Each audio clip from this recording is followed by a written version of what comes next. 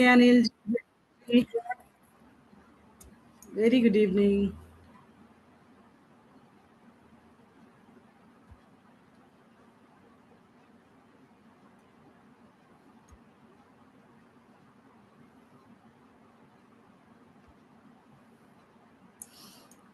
चलिए आज का सेशन शुरू करते हैं।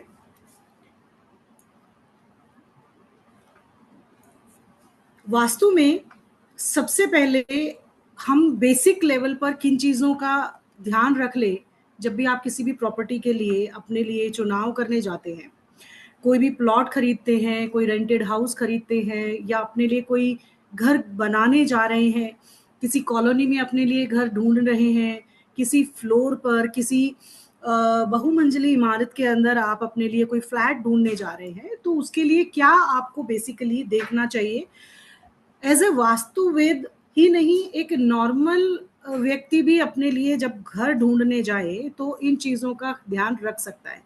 कोई रॉकेट साइंस नहीं है, कोई भी इस विद्या को सीख कर अपने लिए अच्छे घर का चुनाव कर सकता है। पहली बात तो ये होती है कि जब भी आप अपने लिए घर का चुनाव करते हैं तो घर सबका एक ऐसा सपना होता है जिसको बार बार देखा भी नहीं जाता और बार बार पूरा भी नहीं किया जाता है। समझ रहे हो ना बात को? ये एक सबका एक ड्रीम होता है कि अपना एक सुंदर सा घर हो जिसके अंदर पूरा परिवार स्वास्थ्य के साथ, रिश्तों के साथ, प्यार प्रेम के साथ रह सके। और इसी धारणा के लिए जब वो अपने लिए घर का चुनाव करने निकलता है तो आजकल देखा जाए तो कोई भी वास्तु ऑस्पिशियस घर आपको मिलेगा ही नहीं, पहली बात तो, क्योंकि हर लोग इससे अवेयर ही नहीं है। और जो बिल्डर ये कहकर बेचते हैं कि हमने वास्तु ऑस्पिशियस बिल्डिंग बनाई है तो वहां तो जरूर कोई ना कोई दोष आपको देखने को मिलेगा, ये 100% होता है।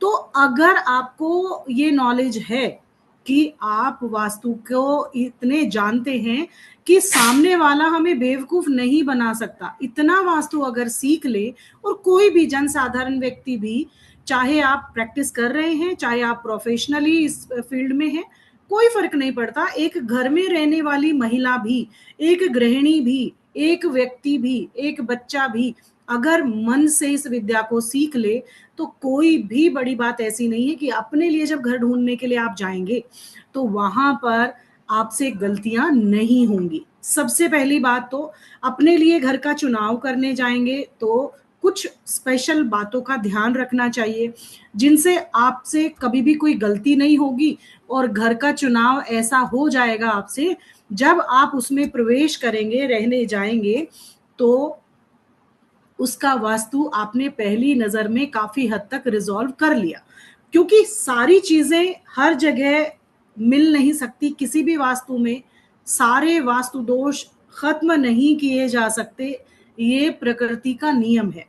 क्योंकि हमारी कुंडली, हमारे प्रारब्ध जिस तरीके से जब बच्चा माँ के गर्भ में स्थान लेता है तभी से उसका ये नियम बन जाता है, उसके प्रारब्ध अच्छे बुरे, उसकी लाइफ में क्या होने वाला है क्या नहीं, कब वो अपने लिए सुधार कर पाएगा, कर नहीं, कब नहीं, कब वो वास्तु से अपने लिए घर बना पाएगा, कब नहीं बना पाएगा, एवरीथिंग बेस्ड ऑन योर प्रारब्ध। जो आपकी डेट ऑफ बर्थ है, जो आपकी कुंडली है, उसके हिसाब से ही आपको वास्तु मिलता है।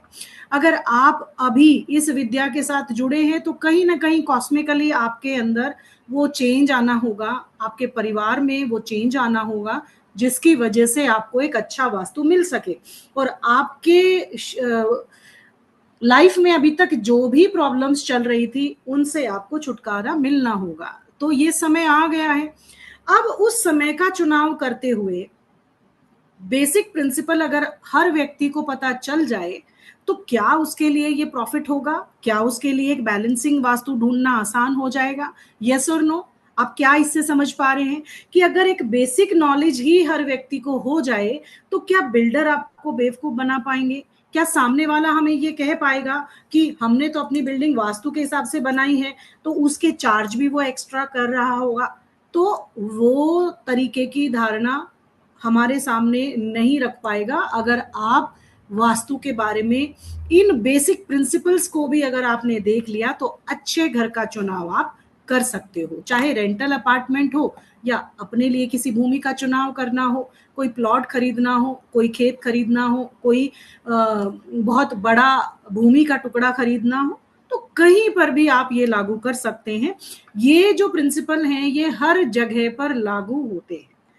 सबसे पहले अगर देखा जाए तो किसी भी व्यक्ति को, मेरी स्क्रीन विजिबल है ना, किसी भी व्यक्ति को चुनाव करने के लिए जो प्राइमरी सिलेक्शन की बात आती है, क्योंकि कोई भी व्यक्ति किसी भी जमीन पर चला गया, आज कोई बिल्डर ने बुला लिया, उसने बुला लिया जो मीडियोकर होता है, भाई चलो वहां पर आपको घर देखना है, आपने 3-4 मैसेजेस किए होंगे, कोई आपको आया हो लेने और आप मकान देखने के लिए चले गए।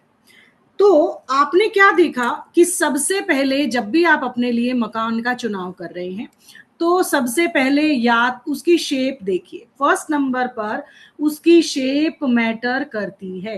अगर आपका प्लॉट स्क्वायर है या रेक्टेंगुलर है तो आपके लिए फर्स्ट पॉसिबिलिटी यहां बन जाती है कि बाहर देखने से यहां से हम इस प्लॉट की तरफ एक कदम बढ़ सकते हैं, हमारे लिए ये प्रॉपर्टी अच्छी है। अगर कोई भी इसका वास्तु दोष होगा तो हम उसको ट्रीट भी कर सकते है ना, एक एक पॉसिबिलिटी यहाँ पर क्रिएट होती है। अगर यहाँ पर आपको मिलता है बहुत ही इरेगुलर प्लॉट अगर मिल जाए तो क्या ऐसी प्रॉपर्टी का चुनाव आपको करना चाहिए? क्योंकि ग्राउंड लेवल पर ही इस भूमि की ऊर्जाएं एक दूसरे को सिंक्रोनाइज वे से कनेक्ट नहीं करती। अगर आप ऐसी भूमि का चुनाव करोगे तो डेफिनेटली आपको प्रॉब्लम आगे आने वाली है। और कैसी प्रॉब्लम आने वाली है? जब इस वास्तु की भूमि के ऊपर आप पहला कदम रखोगे तभी से ही आपको आभास शुरू हो जाएगा, क्योंकि इस भूमि की एनर्जी बैलेंस्ड एनर्जी नहीं कही जाएगी। पहले ऐसे प्लॉट को बैलेंस किया जाता है, रेगुलर किया जाता है, उसके बाद ऐसे भूमि के टुकड़े पर वास्तु किया जाता है। यानी कि पहले तौर पर ही पहली नजर में ही आपको दिख गया कि ये मेहनत तो करनी ही करनी पड़ेगी हमें, इसको बैलेंस करना ही सबसे बड़ा डिफिकल्ट टास्क हो गया। बैलेंसिंग इतना आसान नहीं होता। इसीलिए अगर आपके पास रेक्टेंगुलर प्लॉट है, स्क्वायर प्लॉट सबसे बढ़िया बताया गया शास्त्रों में, रेक्टेंगुलर प्लॉट भी उसी की कैटेगरी में आता है। अगर आप एक गृहस्थ आश्रम में रहते हो, आप अपने लिए अपने परिवार को पैसों से संबंधित समस्याओं को दूर करके वहां समृद्धि, सुख और शांति पाना चाहते हो, तो यही दोनों शेप, और उसमें भी अगर धन चाहिए तो आपको रेक्टेंगुलर प्लॉट हमेशा ही पॉजिटिव रिजल्ट देता है। क्यों? क्योंकि ये इसमें दो कंडीशन बनती हैं। एक तो नॉर्थ और साउथ लॉन्गर प्लॉट होना चाहिए, फर्स्ट कंडीशन। सेकंड कंडीशन, इसमें अगर ईस्ट और वेस्ट लॉन्गर होता है, लॉन्गर मतलब ये लंबाई ईस्ट और वेस्ट की ज्यादा हो, नॉर्थ और साउथ की कम हो, तो ऐसा प्लॉट आपके लिए प्रॉब्लम क्रिएट करता है। क्योंकि ईस्ट और वेस्ट लॉन्गर मंदिर बनाने के लिए शास्त्रों में बताया गया है। तो हमें कैसे प्लॉट का सिलेक्शन करना है? पहली ही नजर में या तो हमारी बाउंड्री स्क्वायर हो या रेक्टेंगुलर हो। रेक्टेंगुलर भी अगर है तो नॉर्थ और साउथ हमारे लिए एक्सिस लॉन्गर होना चाहिए, ना कि ईस्ट और वेस्ट लॉन्गर होगा। इतना सबको क्लियर हुआ है? थम्स अप करेंगे। इतना सबको क्लियर हुआ है तो फर्स्ट साइट पे जाते ही आपको ये समझ में आ जाता है कि आप कौन से प्लॉट को देखकर अपने लिए चुनाव करेंगे। यानी कि सबसे फर्स्ट जो पॉइंट बनता है that is shape of the plot. कैसा होना चाहिए? या स्क्वायर या रेक्टेंगुलर। रेक्टेंगुलर है तो नॉर्थ और साउथ एक्सिस पर बड़ा होना चाहिए, मतलब लॉन्ग होना चाहिए। करेक्ट? नेक्स्ट पर चलते हैं। दूसरा क्या स्टेप बढ़ाएंगे? अब एक नंबर हमें यहां मिल गया है। यहां पर इसके लिए प्लेसमेंट ऑफ रोड साइड। ये रोड साइड का मतलब क्या है? आपका जो घर है वो रोड साइड पर है। क्या ये प्लॉट आपका इस तरीके के रोड साइड पर बना है? ऐसे मकान को टी हिट का मकान कहा जाता है। यानी कि इस रोड से आने वाली सारी पॉजिटिव और नेगेटिव एनर्जी आपके घर में आने के लिए वेट कर रही है। आपका घर कोई डस्टबिन या कोई सराय या कोई ऐसा स्थान तो नहीं जहां सब कुछ आके जमा हो जाए, नहीं ना। तो आप अपने घर को प्रोटेक्शन देने के लिए ये अपनी भूमि का चुनाव किसी कॉलोनी में किसी भी प्रॉपर्टी में करने जा रहे हैं, तो आपको ये ध्यान रखना चाहिए कि आपको टी हिट की प्रॉपर्टी का चुनाव नहीं करना। चाहे कितनी ही सस्ती प्रॉपर्टी हो, कितनी ही अच्छी सुंदर बनी हुई प्रॉपर्टी ही क्यों ना हो, अगर आप उसको ले रहे हैं तो उसके लिए भी रेक्टिफिकेशन की गुंजाइश हो जाती है। आपको उसके दोषों को रिमूव 100% करना ही होगा। इसका सॉल्यूशन आप या तो इसको साइड पे करिए, घर पूरा साइड पे, क्या हमने स्प्रिंग थोड़ी लगाए हैं, टायर थोड़ी हमारे घर पे, आसान नहीं होता घर को शिफ्ट करना। तो टी हिट का घर भी आपको चुनना नहीं होता। उसके बाद अगर इसी यहाँ पर देखा जाए कि ये एक प्रॉपर्टी है जो यहीं आकर खत्म हो रही है, इसके आजू इसके पीछे कुछ और है ही नहीं, दैट मीन्स डेड एंड का प्लॉट, यानी कि बिल्कुल लास्ट वाला घर किसी भी सोसाइटी का, बिल्कुल एंड, उसके आगे कोई रोड नहीं जाता, उस घर तक जाकर ही सारे रोड खत्म हो जाते हैं। तो ऐसी प्रॉपर्टी का चुनाव भी आपको नहीं करना चाहिए। डेड एंड का प्लॉट भी आपको बहुत सारी नेगेटिव एनर्जी देता है, जिससे कि व्यक्तियों को जीवन भर संघर्ष करना पड़ता है, घर में शांति नहीं रहती और हमेशा लड़ाई झगड़े की स्थिति घर में बनी रहती है। तो ऐसे प्लॉट को फर्स्ट लुक में ही मना कर देना चाहिए कि आपको अभी भले ही देरी से प्लॉट मिल जाए, लेकिन अगर मैंने ये प्लॉट ले लिया तो पूरे जीवन मुझे रोना ही पड़ेगा। तो इसलिए अवॉइड करना चाहिए ऐसे प्लॉट को लेने से। उसके बाद क्या है, आपके घर के वास्तु को बैलेंस करने के लिए और दुरुस्त करने के लिए आपके घर का वेंटिलेशन बहुत जरूरी है। आप लोग जितने भी अभी क्लास में प्रेजेंट हैं, किस किस के घर बंद रहते हैं वो मुझे आपकी विंडो से पता चल रहा है। और जिसके घर बंद रहते हैं, जिनकी विंडोज बंद रहती हैं, जिनके दरवाजे बंद रहते हैं, वो अपनी कुंडली खोलकर देख लीजिए, सूर्य की प्लेसमेंट अच्छी नहीं है और आप धन को भी आकर्षित नहीं कर सकते। आप अपने आप को जब तक नहीं दिखाओगे, सामने वाला आपके ऊपर खर्च नहीं करेगा, यूनिवर्स आपको खर्च नहीं करने देगा। तो अपने आप को प्रेजेंटेबल बनाइए, सूर्य जैसा तेज क्रिएट करिए और अपनी विंडोज हमेशा ओपन करिए, चाहे कैमरे की विंडो हो, चाहे आपके घर की विंडोज हो, दोनों में ही सूर्य का आपके जीवन में आना बहुत जरूरी है। समझ पा रहे हो? जिस जिसको ये बात समझ में आई है वो विंडो ऑन कर रहे हैं। थैंक यू उदय जी। आपका सूर्य कहीं ना कहीं अच्छा है। जिनकी विंडो ऑफ रहती है कैमराज में, वो हमेशा फाइनेंशियल प्रॉब्लम से जूझते रहते हैं, क्योंकि वो आना नहीं चाहते हैं दुनिया के सामने। तो आप आओगे ही नहीं, अपने आप को स्टेज पर परफॉर्म नहीं करोगे, तो कोई आपके ऊपर पैसा नहीं लगाएगा। ये दुनिया का नेचर का नियम है। करेक्ट। अब यहाँ पर सबसे पहले अगर कोई भी व्यक्ति अपने घर का वास्तु दोष दूर करना चाहता है बिना किसी तोड़फोड़ के, आप अपने घर का 50% से भी ज्यादा वास्तु दोष अपने घर की विंडोज को, अपने घर के दरवाजों को ओपन कर दीजिए और सूर्य की रोशनी आपके घर में लगे हुए पेंटिंग्स, प्लांट्स, फर्नीचर, फ्लोर, कुछ भी आपके घर में जहां पर सूर्य की रोशनी आके उनको टच करती है, ऐसी सुविधा अगर दे देते हैं तो 50% से ज्यादा वास्तु दोष आपका खत्म हो जाता है। अभी रिसेंटली, इवन आज की ही मैं आपको बताती हूँ, आज किसी के यहाँ मुझे वास्तु रजिस्ट्री करना था और हवन परफॉर्म करवाना था उनका। उनका इतना सुंदर आलीशान, मतलब बंगलो, अच्छी खासी फाइनेंशियल कोई प्रॉब्लम नहीं उनको, और वो काफी टाइम से बोल रहे थे, बट मेरे पास ही शायद टाइम नहीं था। तो आज उनका सुबह मैंने वो किया रजिस्ट्री और उनका हवन किया। मतलब आप यकीन नहीं करेंगे, जब से उन्होंने ये वो घर लिया है, उन्होंने एक बार भी अपनी विंडोज को ओपन नहीं किया है। आप समझ सकते हो उस घर की एनर्जी कैसी थी। मतलब मेरा वहां खड़ा रहना मुश्किल हो गया। मैं 2 या 3 बार ही उस प्रॉपर्टी पर गई हूँ। एक बार स्टार्टिंग में जब वास्तु किया था तब भी ऐसे ही मैं बोलकर आई थी, लेकिन उन्होंने फिर से टेम्परेरी बेसिस पर उन्होंने घर लिया है कि कुछ टाइम के लिए, हफ्ते में 2-3 दिन के लिए या 4-5 दिन के लिए वो रुकेंगे, बाकी सैटरडे संडे अपने दूसरे घर में, मेन घर में चले जाएंगे। बट क्या हुआ, आज की ही सिचुएशन बता रही हूँ मैं, आज मॉर्निंग की।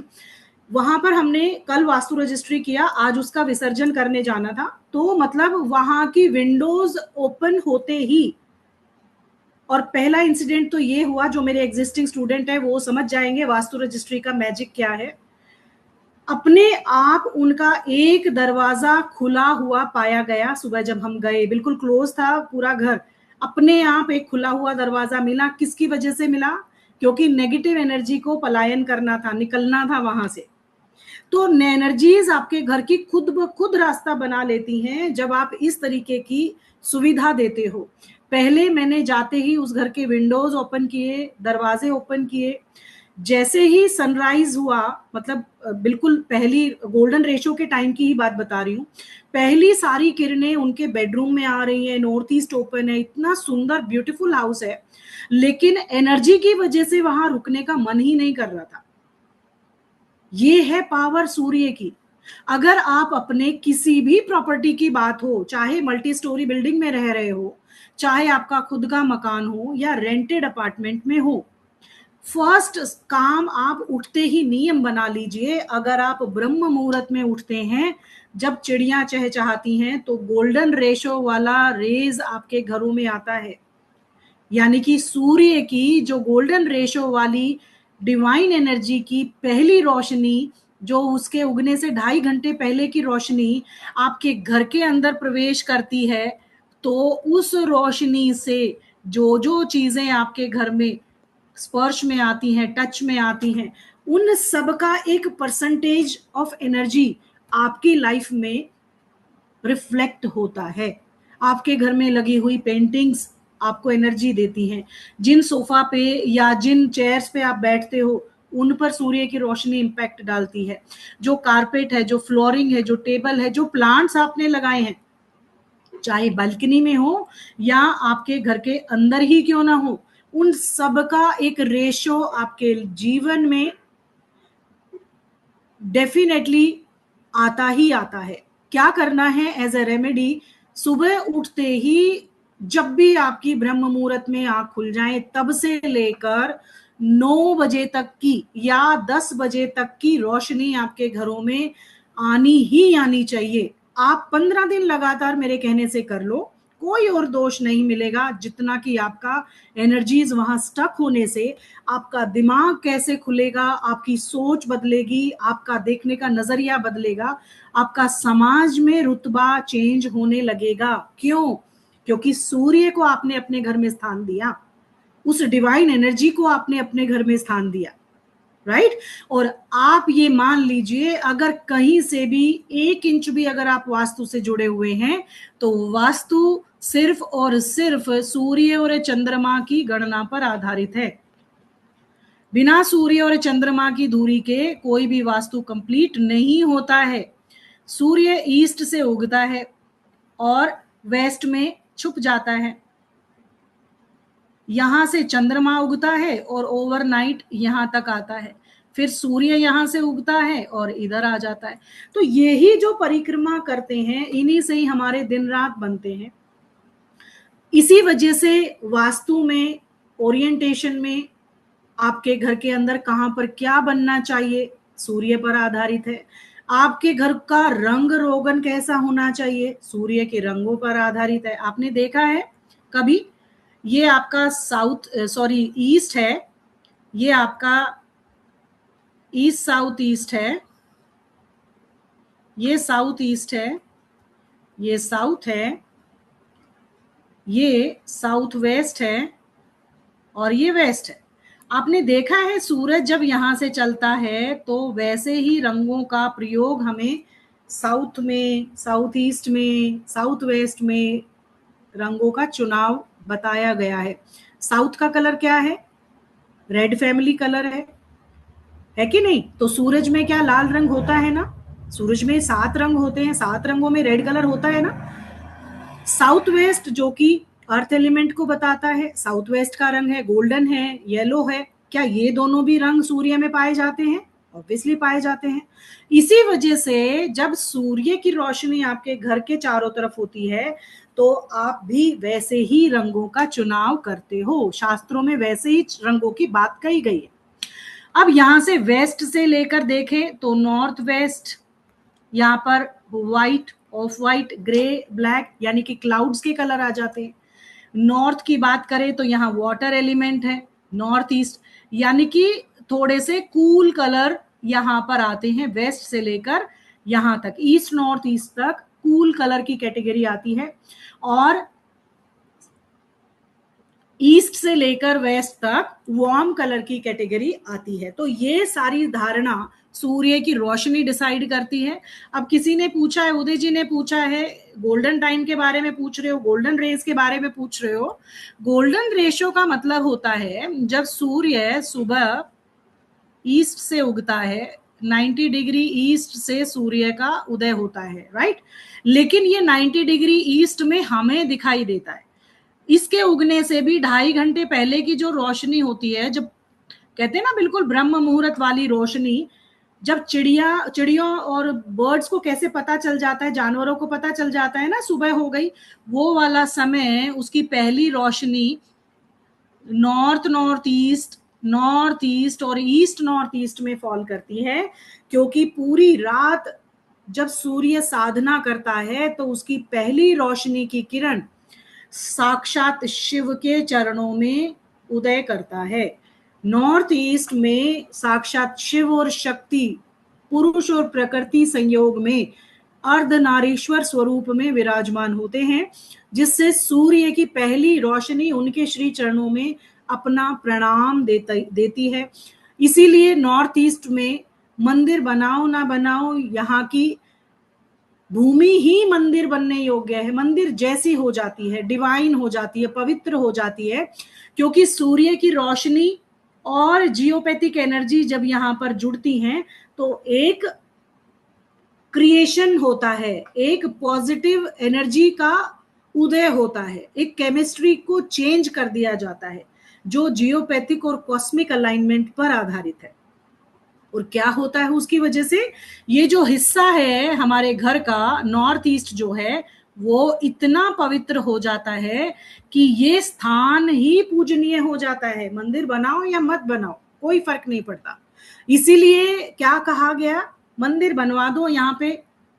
तो मंदिर ही एक ऐसा आपके घर का हिस्सा है जिसको आप साफ सुथरा पवित्र रखते हो मन से, भाव से। तो इस डिवाइन एनर्जी को पवित्र रखने के लिए मंदिरों को यहाँ पर बनवा दिया गया। लेकिन मंदिर ना भी हो आपके घर में, एक्चुअल में मंदिर तो वेस्ट में बनना चाहिए, W5 में आपका मंदिर बनना चाहिए। नॉर्थ ईस्ट हमेशा खाली रखें, बिल्कुल क्लीन क्लटर फ्री रखें, और यहाँ पर मेडिटेशन बैठ के करो। यहाँ कुछ देर खाली दिमाग से भी बैठ जाओगे तो भी मंदिर जैसी अनुभूति हो जाएगी। तो ये आपके प्राइमरी सेक्शन पर आपको पता होना चाहिए कि अपने घर के सिलेक्शन कर तो लिया, कि हमने चुनाव कर लिया। आप घर के अंदर की प्लेसमेंट भी देखो कि अगर इस घर में आपको रहना है तो उसकी विंडो सुबह 6 बजे से या 5 बजे से 10 बजे तक ओपन करें। कहाँ पर विंडो ओपन का भी एक सिस्टम होता है। आपके घर में नॉर्थ और ईस्टर्न साइड की विंडो जो मैंने बोला है कि 5 to 10 के बीच में ओपन करें, या इनको तो सारा दिन भी ओपन कर सकते हैं, कोई दोष नहीं है। लेकिन अगर वेस्ट से लेकर south west, south west, south east, ये जो पेरिफेरी है इसके ऊपर विंडो खोलने का एक समय का निर्धारण किया गया है। क्योंकि हमारा वास्तु ही सूर्य पर आधारित है, टाइमिंग बहुत मैटर करता है। जब सूर्य उगता है तो उस समय की रोशनी की किरणें बहुत पॉजिटिव एसेंस के साथ होती हैं। एक एलिमेंट ऐसा होता है, पॉजिटिव रोशनी होती है। लेकिन धीरे धीरे जैसे जैसे वो साउथ ईस्ट से होते हुए साउथ, साउथ वेस्ट, वेस्ट और नॉर्थ वेस्ट तक आती है, वेस्ट तक ही मानिए, नॉर्थ वेस्ट भी इसकी कैटेगरी से बाहर हो जाता है। नॉर्थ वेस्ट की विंडो भी ओपन की जा सकती है सुबह।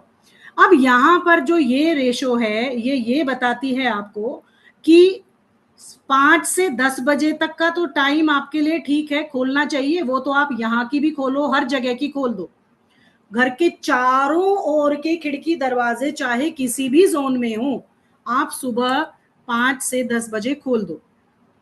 10 बजे के बाद से south east, south, south south west, south waste और वेस्ट तक की विंडो को क्लोज कर दीजिए, क्योंकि ढलता हुआ सूरज, दोपहर का सूरज अपनी इंफ्रारेड किरणों के साथ, नेगेटिव किरणों के साथ होता है, और हमारे शरीर में इतनी सामर्थ्य नहीं होती कि उसको सहन कर सके। अन्यथा आपको हमेशा बताया गया होगा या आपने सुना होगा अभी तक जहां से भी आपने वास्तु सीखा है कि साउथ वेस्ट की एंट्री बहुत बुरी होती है, साउथ वेस्ट में ओपनिंग बुरी होती। क्यों बुरी होती है? क्यों बुरी होती है? क्योंकि जो यहाँ का सूर्य निकलता है, जब साउथ वेस्ट में सूरज आता है तो उसकी किरणों के अंदर इंफ्रारेड किरणें होती हैं और लेड होता है, और लेड को सहन करने की ताकत इंसानों में नहीं होती, कैंसर कारक होती हैं। इसीलिए यहाँ पर कभी भी ओपनिंग होगी तो उस घर में स्टेबिलिटी अच्छी नहीं होगी, बीमारियों का घर होगा, लाइलाज बीमारियां होंगी, रिश्तों को भी तोड़ने का काम करती हैं ये किरणें। तो कभी भी साउथ वेस्ट को इस वजह से अच्छा नहीं माना जाता। अर्थ एलिमेंट है साउथ वेस्ट और साउथ साउथ वेस्ट, ये दोनों सॉलिड होने चाहिए, ढीले नहीं होने चाहिए, बिल्कुल क्लोज्ड होने चाहिए और फॉर्मली अटैच होने चाहिए। तो इसका मतलब ये हुआ कि यहाँ पर इस सूर्य की रोशनी अच्छी नहीं आती, जिसकी वजह से दोष उत्पन्न होता है और हमारा सूर्य हमारे लिए अच्छा वास्तु यहाँ पर क्रिएट नहीं करता। इसीलिए शास्त्रों में बताया गया कि आप यहाँ की दीवारों को मोटा रखिए, आप यहाँ की दीवारों को हाइटेड रखिए, रेज्ड रखिए, और आपके यहाँ के एरिया को, जो कि नॉर्थ से लेकर ईस्ट डायरेक्शन तक सारी जो विंडोज हैं, दरवाजे हैं, वो आप अपने घरों में खोल के रख सकते हैं। बंद कितने बजे करना है? लिखो जरा टाइम, सभी लिखेंगे टाइम, जो नए स्टूडेंट जुड़े हैं वो भी और पुराने भी। कोई नया स्टूडेंट है मेरी क्लास में आज जो पहली बार मेरी क्लास में आया है? कोई है आप में से? जी उदय जी, ओके। वरुण जी आप आए, ओके। समझ में आया है वरुण जी आपको क्यों हमें जो ये इस तरीके का सुविधा देनी होती है? घर का वास्तु कैसे करना होता है? सिर्फ 4 दीवारें आपका वास्तु नहीं करती है, राइट? सूर्य डिसाइड करता है आपके घर का वास्तु कैसा है। प्राइमरी लेवल पर भी आप जान सकते हो कि किस तरीके से आपको वास्तु करना है। ओके रेडी मी जी, ओके 11-5 आप भी पहली बार जुड़े मैम हमारे से? ओके, समझ में आया है? मैं एंड में आपसे बात करूंगी। ओके, समझ में आया मैम आपको? Okay, thank you so much. अब आगे चलते हैं। इसके बाद अगर आपको टाइमिंग समझ में आ गया अपने घर में सूर्य के अकॉर्डिंग, तो आप समझ लीजिए आपका वास्तु कितना सही रास्ते पर चला हुआ है। आपके वास्तु के आधे दोष तो आप इसी चीजों से दूर कर लेते हो। हमने कोई किया क्या? तोड़फेड़ की है क्या? अभी तक नहीं की ना, सिर्फ वास्तु सिलेक्ट कर रहे हैं, इन छोटी छोटी चीजों का ध्यान रखते हैं। अब बात करते हैं आपके घर के मेन एंट्रेंस की। किसी भी घर में 4 दीवारी जिस घर में होती है, उस घर के अंदर हर दिशा में 8 दरवाजे बनाने की बात करी गई है। बना सकते हैं, द्वार दिए गए हैं, यानी कि 32 पद। अगर आप 9x9 की ग्रिड से अपना वास्तु करते हो, और हम वैदिक वास्तु में 9x9 की ग्रिड का इस्तेमाल करते हैं, क्योंकि घर, ग्राम, शहर बनाने के लिए हमेशा 81 पद विन्यास की वास्तु की जाती है। अगर आप अब किसी भी मंदिर का निर्माण करने जा रहे हो, किसी भी गौशाला को बना रहे हो, किसी भी धार्मिक स्थल को बना रहे हो, किसी आश्रम को बना रहे हो, तब आप 64 पद के वास्तु शक्ति चक्र का इस्तेमाल करते हो। लेकिन हमारा घर मंदिर नहीं है, धर्मशाला नहीं है, कोई भी साधु संत की कुटिया नहीं है, हमारा गृहस्थ आश्रम में जीवन है। हमें पैसा चाहिए, रिश्ते चाहिए, प्रोग्रेस चाहिए, धन संपत्ति चाहिए, बच्चों की तरक्की चाहिए, वंश वृद्धि चाहिए, ये सारी चीजें सुविधाएं दी गई हैं केवल और केवल 9x9 ग्रिड यानी कि 81 पद विन्यास से किया गया वास्तु। वैदिक वास्तु में, इवन विश्वकर्मा प्रकाश में, मय मत्तम में, सम्रांगण सूत्रधार में, इवन वृहत संहिता में, जितने भी वास्तु से जुड़े हुए ग्रंथ हैं, हर एक में इसके बारे में बताया गया है। बट पता नहीं ये 64 पद का शक्ति चक्र मार्केट में कैसे आया, किसकी वजह से आया, कितने लोगों के घर यहाँ से परेशान हुए हैं। ऐसा नहीं है कि 64 पद को इस्तेमाल नहीं करते। वैदिक वास्तु में बहुत सारे तरह के पद होते हैं, पद विन्यास होते हैं, लेकिन उनको अलग अलग टाइप ऑफ वर्किंग उनका अलग होता है। लेकिन सिंपल से शब्दों में अगर मैं कहूं कि आपको अपने लिए सिर्फ सिंपल वास्तु करना है, अपने घर को अरेंज करना है, तो आप 81 पद का ही इस्तेमाल करेंगे। जो शक्ति चक्र मार्केट में इजीली अवेलेबल है वो 64 पद का शक्ति चक्र है, यानी कि 64 पद विन्यास जिसमें 8x8 की ग्रिडिंग है, जबकि यहां पर 9x9 की ग्रिडिंग होनी चाहिए आपके घरों में। यानी कि अगर मैं इसके बॉक्स बनाऊं तो मेरे पास 9 पद आने चाहिए।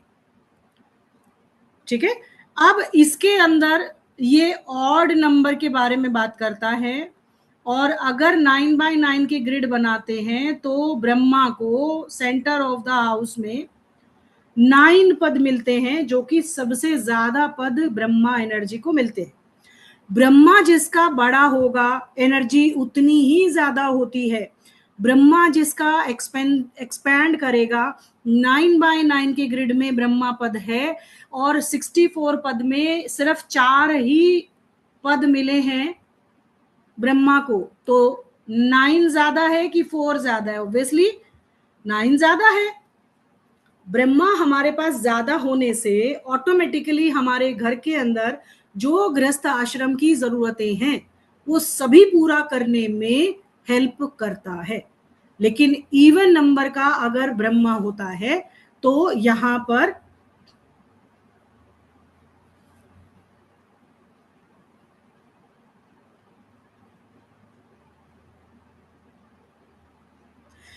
पर हम अपने लिए इसकी बात कर सकते हैं। तो 9x9 ग्रिड आपको हमेशा अपने घरों में यूज करना है। अब यहाँ पर एक चीज का आपको ध्यान रखना है, आपके घर का मुख्य दरवाजा, आपके घर का मेन डोर, आपके घर की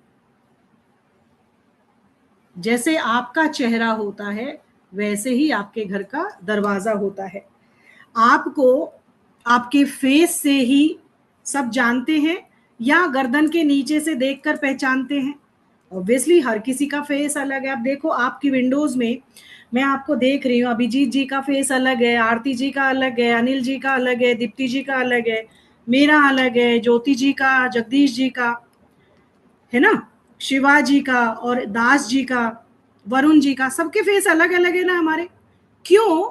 क्योंकि हमारा फेस हमारी आइडेंटिटी है। हमारी फिजिक ऑलमोस्ट सेम हो सकती है, हमारे घर एक जैसे दीवारों के हो सकते हैं, चौकोर हो सकते हैं, सबके चौकोर चौकोर ही रहेंगे, सबके रेक्टेंगुलर रेक्टेंगुलर ही रहेंगे।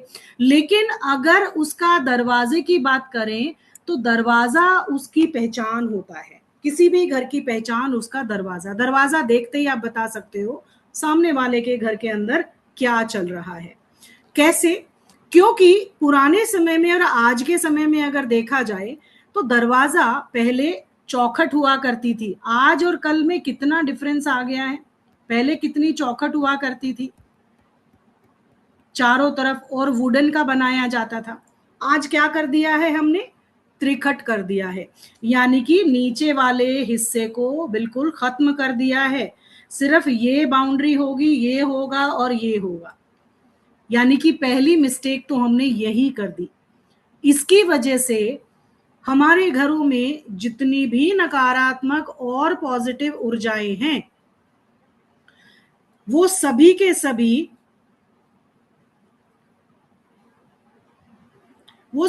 सभी अपने आप में आपको प्रॉब्लम में दिखाई देंगे। आज देखो कितने लोग नेगेटिव ऊर्जाओं से परेशान हैं कि नहीं, क्योंकि यहाँ कोई ब्लॉकेज ही नहीं है ना।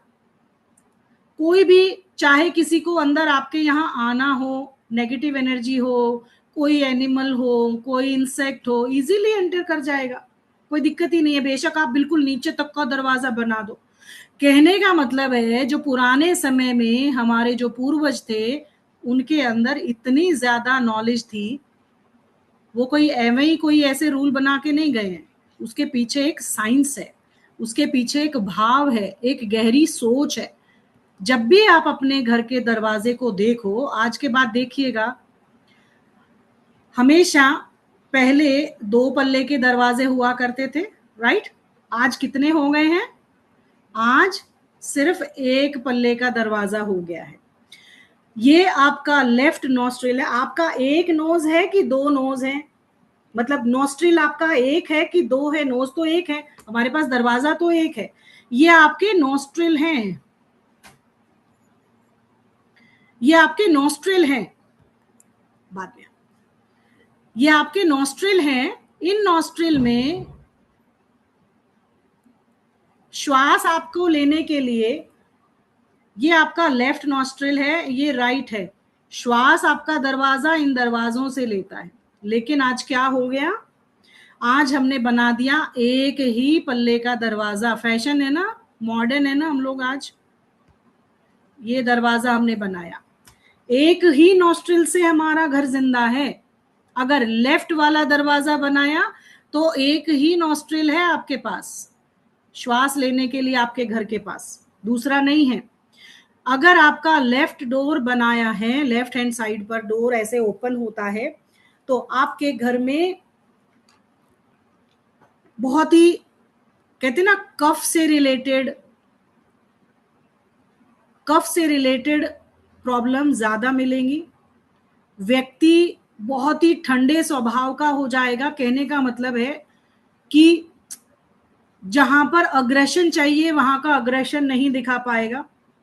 अगर राइट साइड पर आपका गेट ओपन हो रहा है तो राइट नोस्ट्रिल ज्यादा एक्टिव है, सूर्य स्वर, सूर्य नाड़ी ज्यादा एक्टिव है। आपके घर में अननेसेसरली अग्रेशन होते हैं, अननेसेसरली बहस होती है, कलेश होते हैं, झगड़े होते हैं, क्योंकि पेशेंस नहीं है। जब आप ब्रीद प्रॉपर नहीं कर रहे हो, सूर्य नाड़ी, चंद्र नाड़ी आपकी सही तरीके से नहीं चल रही है, एक ही नाड़ी से पूरा घर जिंदा है, तो कहां से आप अपने लिए स्वास्थ्य को अट्रैक्ट करोगे? इस घर में नहीं कर सकते। इसीलिए आपके घर का एंट्रेंस बहुत ही जरूरी है, तथ्यों के साथ बनना चाहिए। ऑब्वियसली ये आपके घर में अंदर की तरफ खुलना चाहिए। दरवाजे अंदर खुलेंगे, आप अपने घर के दरवाजे के, अपने गेट के अंदर खड़े होंगे। जैसे आप यहां खड़े हैं दहलीज के नीचे और बाहर की तरफ देख रहे हैं, जैसे नोज, अगर आप यहां खड़े हैं, ऑब्वियसली आपका फेस बाहर की तरफ देखता हुआ होगा, है ना, सारे फीचर्स बाहर की तरफ होंगे।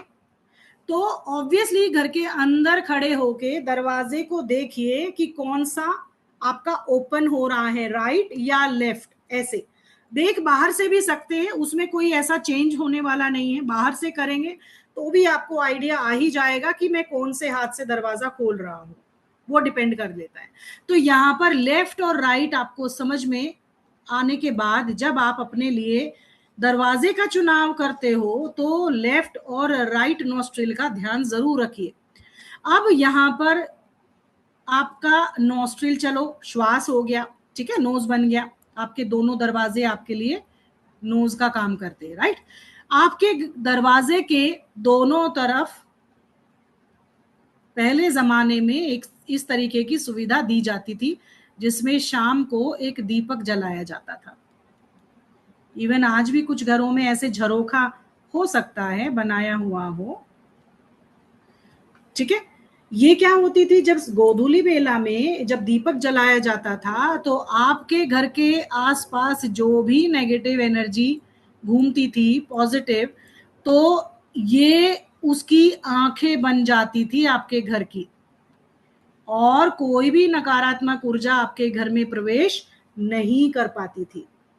आजकल लेकिन हमने क्या किया, हमने बंद कर दिया। हमने तो ऐसा करना बिल्कुल सोचा ही नहीं कि हमारे घरों में ऐसा भी होना चाहिए, क्योंकि टाइम नहीं है आज हमारे पास। कौन दिया लगाएगा, कौन ऐसा झरोका बनाएगा, हमारा तो गेट खराब हो जाएगा, लाइक दैट। बट ये इसके पीछे साइंस बहुत गहरी है। अब दूसरा देखिए, आंखें हो गई, नोज हो गया।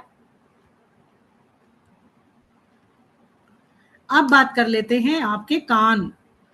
आपके घर में विंडो अगर यहाँ पर हैं, दरवाजों के दोनों तरफ थोड़ी थोड़ी छोटी विंडो हुआ करती थी, ताकि पड़ोसी के घर में क्या चल रहा है, लड़ाई झगड़ा तो नहीं, कोई कुछ करके तो नहीं चला गया, तो व्यक्ति पड़ोसी को पता होता था। बट आज क्या हो गया, आज किसी को पता ही नहीं है। साथ वाले घर में मर्डर करके चला जाता है कोई, किसी को कोई लेना देना नहीं है।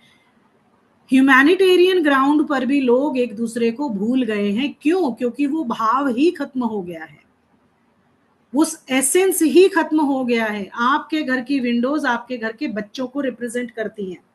अगर आपके दरवाजे से बड़ी बड़ी आपके घर में विंडोज हैं, तो आप देख लीजिए अपने घर में आजमा के, आपके बच्चे आपका कहना नहीं मानते होंगे। इवन बेटा बाप बनने की कोशिश करता होगा, हर जगह अपनी ही, हम ठीक है आप गलत हो, लाइक दैट।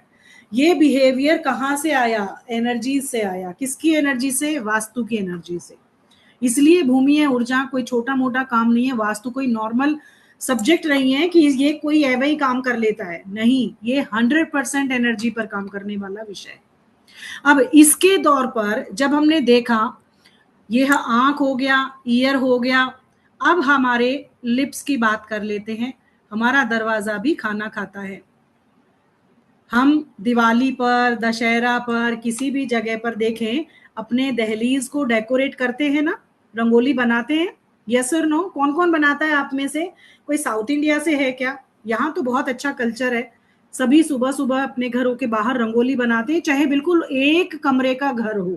यहाँ का रिचुअल है कोई आप में से? रेखा जी, ओके। तो यहाँ पर देखिए, जब भी दहलीज पर डेकोरेशन किया जाता है, रंगोली बनाई जाती है, तो बहुत ही अच्छी और पॉजिटिव एनर्जी, यानी कि जैसे हम फीमेल अपने लिप्स पर लिपस्टिक लगाते हैं, अपने फेस को ब्यूटिफाई करते हैं, अपने दहलीज को भी आप रंगों से जब सजाते हो, तो उसको पेंट करते हो, तो वो भी आपके लिए एक लिपस्टिक जैसा काम, आपके घर का फेस का डेकोरेशन आप कर रहे हो। इसीलिए जो नीचे वाला दहलीज होता है, जो आजकल है नहीं, नीचे वाला होंठ काट दिया है हमने दरवाजे का, सिर्फ ऊपर वाला होंठ है, सिर्फ ऊपर वाला है, नीचे वाला हमने काट दिया, क्योंकि चौखट त्रिखट में कन्वर्ट हो गई। इसीलिए आपने देखा आजकल के बच्चों को कितनी बैड और अब्यूसिव लैंग्वेज का यूज करते हैं, उनकी भाषा, उनकी स्पीच कितनी गलत है, इम्पेशेंट हो गए हैं, हर चीज में फ्रीक्वेंटली उनको इंस्टेंट चाहिए, मेहनत कम हो गई है। ये सारी चीजें आपके दरवाजे की बनावट बता देती है। कितना ही आलेशान घर बना लीजिए, लेकिन जब आप बेसिक प्रिंसिपल को इग्नोर करते हो ना, तो वो कोई भी वास्तु आपको अच्छे रिजल्ट्स नहीं देता।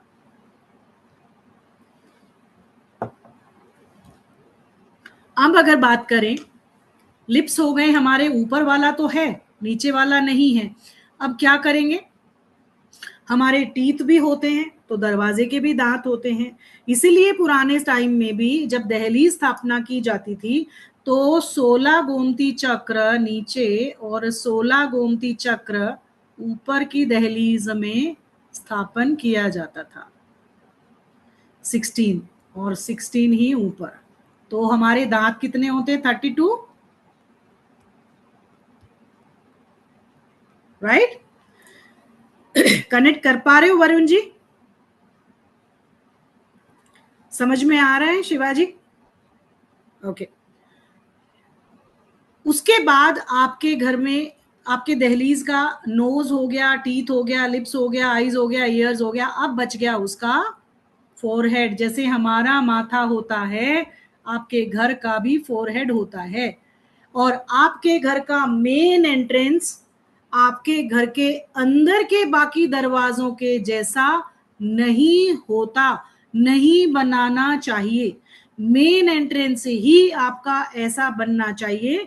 घर के अंदर आप चाहे जैसे मर्जी बनाओ, कोई दोष नहीं लगता, लेकिन मेन एंट्रेंस को अगर आप शास्त्रार्थ बना लेते हो तो पूरे घर में ऑटोमेटिकली 100% वाइब्रेशन क्रिएट आप कर लेते हो।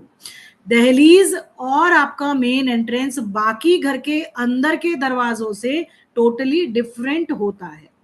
इसीलिए दिवाली, दशहरा, जो भी आपके घर में फेस्टिवल है, कोई शुभ कार्य है, उन सब में आप अपने घर में जब तोरण लगाते हो, है ना, लगाते हो ना, दिवाली पे, दशहरा पे, किसी शुभ संयोग में, उसका सेहरा बांधते हो, उसकी डेकोरेशन करते हो। तो आपकी मेन एंट्रेंस हमेशा सुसज्जित होनी चाहिए, क्लटर फ्री होनी चाहिए, यहाँ पर रोशनी प्रॉपर होनी चाहिए, सूर्य की रोशनी आनी चाहिए, और यहाँ पर किसी भी तरीके का जूता, चप्पल, कबाड़, डस्टबिन कुछ भी नहीं होना चाहिए। क्यों? क्योंकि कॉस्मिक एनर्जी, जो ब्रह्मांड की ऊर्जा है, जो सूर्य की रोशनी है, वो सब आपके दरवाजे के माध्यम से ही आपके घर में एंटर करती है। पॉजिटिव एनर्जी भी और नेगेटिव एनर्जी भी। तो आपका एक ही काम होना चाहिए, कभी भी आपको अपने एंट्रेंस को बेकार नहीं करना। आपके घर का मुख्य दरवाजा आपकी शान है, आपकी शोभा है, आपकी तरक्की है, आपके घर में आने वाली वो बेस्ट पॉसिबल अपॉर्चुनिटी है, जिसके माध्यम से आप ग्रो करते हो, जिसके माध्यम से आप अपने लिए समाज में नेम, फेम और ब्रांडिंग क्रिएट करते हो। आप अपने लिए रिलैक्सेशन, रिश्तों में और समाज में एक नया रुतबा क्रिएट करते हो। तो अगर किसी घर की दहलीज प्रॉपर है, उसकी एंट्रेंस अच्छी है, तो 70% वास्तु आप हील कर लेते हो। बाकी तो 25% का ही काम होता है अंदर। एंट्रेंस अगर अच्छी है और वो भी शुभ पद पर हो जाए तो सोने पे सुहागा। अब यहां पर आपका आ गया ललाट, यानी कि माथा, फोरहेड। फोरहेड पर आपको हमेशा बीचों बीच ओम बनाना चाहिए केसर से, और दोनों तरफ स्वास्तिक बनाइए अपने दरवाजे के। केसर का स्वास्तिक एवरी थर्सडे बनाना शुरू कर दो। इवन आपके घर का दरवाजा बाहर से ही बता देता है आपके घर में नकारात्मक ऊर्जाएं हैं कि नहीं है। कैसे? आपके घर के दरवाजे के दोनों तरफ बने हुए इस स्वास्तिक की पहचान से, अगर स्वास्तिक 2 ही दिन में 24 आवर्स में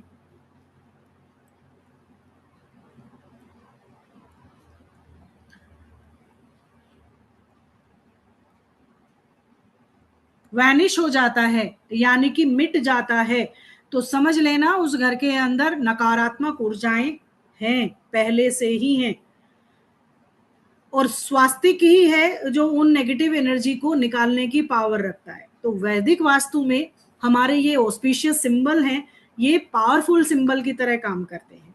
ठीक है शिवाजी, आप स्पेशली आज के दिन अपने चौखट के दोनों तरफ केसर से सूर्य स्वर में स्वास्तिक बनाएंगे। ठीक है, आपको मैंने जो काम दिया उसको करिएगा, फिर आगे का प्रोसेस शुरू करेंगे। राइट, लिख लीजिए, अगर भूल जाते हैं तो पेपर पे लिख लीजिए आपको क्या करना है आफ्टर द क्लास, और ऑब्जर्व करना है विद इन 24 आवर्स कि अगर वो वैनिश हो गया है तो समझ लीजिए हमारा जो हम सोच रहे हैं वो बिल्कुल एक्यूरेट है। राइट, चलिए, अब यहां पर जब हम दहलीज की बात कर ली, सब कुछ हो गया, तो जो माथा है उस पे ओम, ये जो फोरहेड है आपके घर का, ये आपका सहस्त्रार चक्र है, ये आपका आज्ञा चक्र है। इसी वजह से कभी भी अपने घर में यहाँ पर कभी कोई भी कील मत लगाइए, कोई भी नेल मत ठोके। हमेशा तोरण बांधने के लिए यहाँ और यहाँ लगाइए, बीच में किसी अडहेसिव हुक का इस्तेमाल कर लीजिए, चलेगा, बट प्रॉपर नेल मत लगाइए, क्योंकि आपके आज्ञा चक्र में नहीं। तो जिनके घर में बीचों बीच यहाँ पर कील लगा हुआ है, उनके घरों में देख लेना माइग्रेन है, सरदर्द है, अननेसेसरी टेंशन है, टाइम पे कोई डिसीजन उनको आता नहीं है, अपॉर्चुनिटी काम करती नहीं है, क्योंकि मिलेनियर आइडिया आएगा कहां से? बांध दिया है आपने, कीलन कर दिया है उसका। तो अपने घर की दहलीज को बहुत इंपॉर्टेंट रोल की तरह लीजिए, क्योंकि आपके घर का 70% वास्तु आपके घर की दहलीज से हो जाता है। अगर आपका एंट्रेंस अच्छा है, आपके घर की एनर्जी भी वैसी ही अच्छी है। नेक्स्ट चलते हैं, बहुत वास्ट सब्जेक्ट है दहलीज। हम अपने कोर्स के अंदर 5 क्लासेस में जाके दहलीज स्थापना मतलब प्रॉपर दहलीज को पढ़ते हैं, किस दिशा में कैसा है, किधर कैसा होना चाहिए, उसको पॉजिटिव कैसे करें, कौन से पद पर क्या इफेक्ट है, उसको किस मुहूर्त में स्थापित करें, किस दिन में, किसी संयोग में, आपकी राशि के अकॉर्डिंग कौन सा सिलेक्शन होना चाहिए। तो ये सारी चीजें धारण करने के लिए आपकी दहलीज इतनी इंपॉर्टेंट हो जाती है, तभी उस पर इतना ज्यादा फोकस दिया जाता है। अगर आप अपने घर में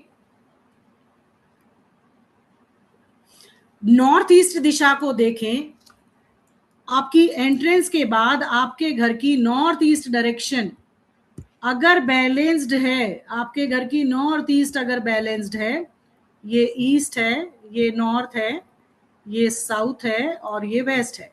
अगर नॉर्थ ईस्ट आपके घर में क्लटर फ्री है, क्लीन है, एक्सटेंडेड है, यहां पर कोई भी नेगेटिव एक्टिविटी नहीं है, जैसे टॉयलेट का होना, किचन का होना, ओवरहेड वाटर टैंक का होना, इसका कट हो जाना, या कोई भी डस्टबिन, क्लटर, जूते चप्पल, कोई भी भार अननेसेसरली होना, यहां पर दोष उत्पन्न करता है। और अगर आपके घर का नॉर्थ ईस्ट बैलेंस है, पूरे घर का वास्तु एक तरफ होता है और नॉर्थ ईस्ट का वास्तु एक तरफ होता है।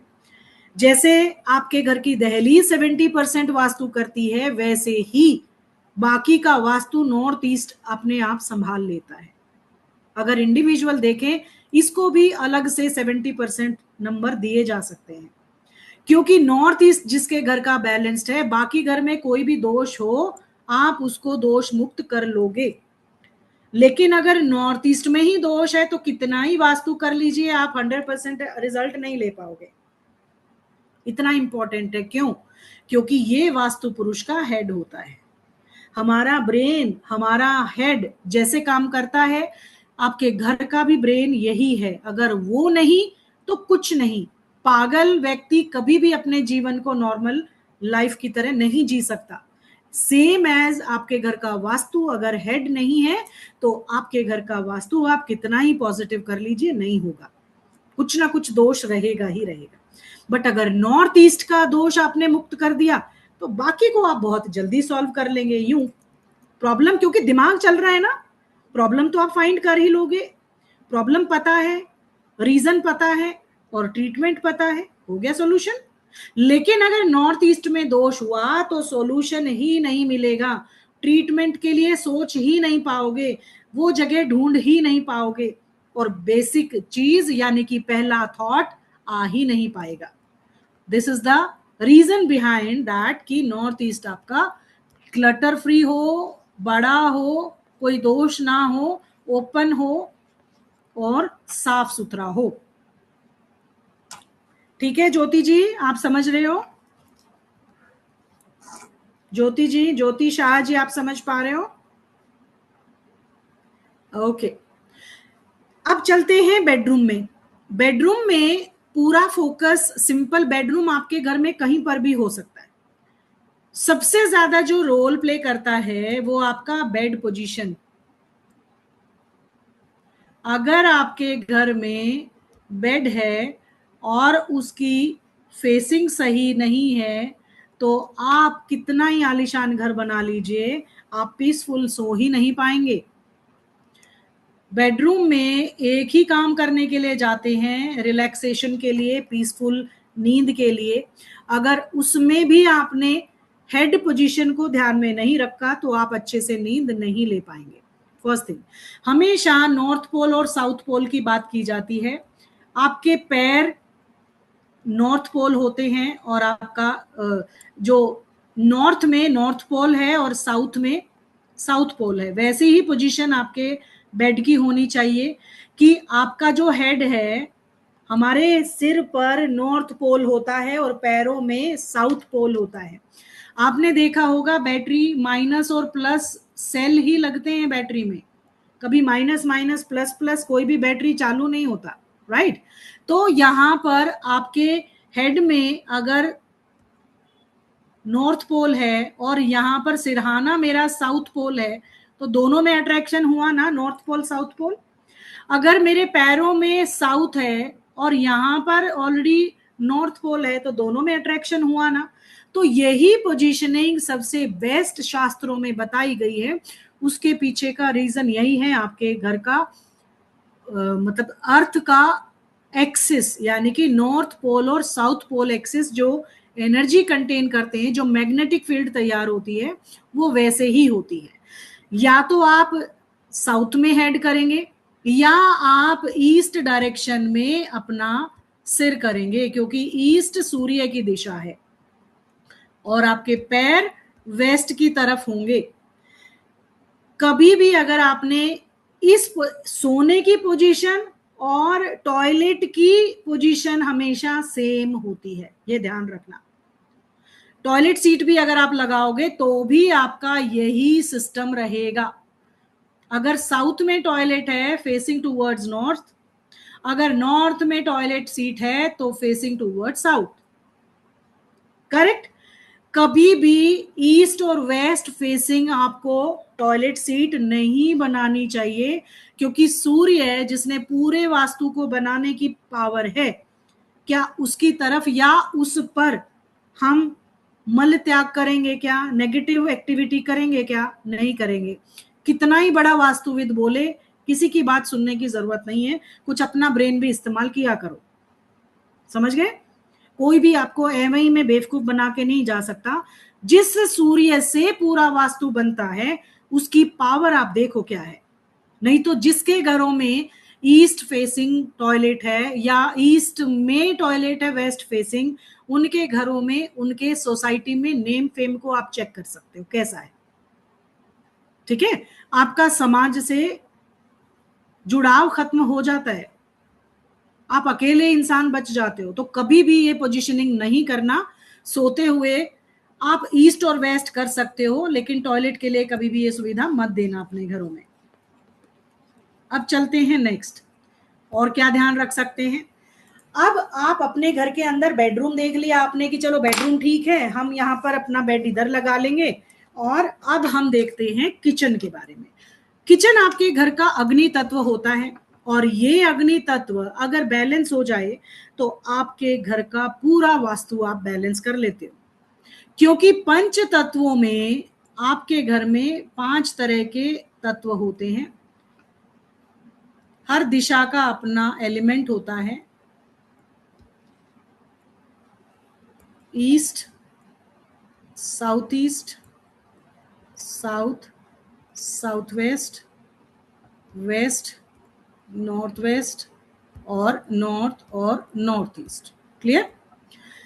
अब जब हम इसकी बात कर रहे हैं दिशाओं में एलिमेंट की, तो अग्नि तत्व किचन को डायरेक्ट फायर से जोड़ता है। अब वहीं जाके हम अपने खाना बनाते हैं, यानी कि यहाँ पर आपके रो फूड को कुक्ड फूड में चेंज करने की पावर किसमें है? अग्नि तत्व में है।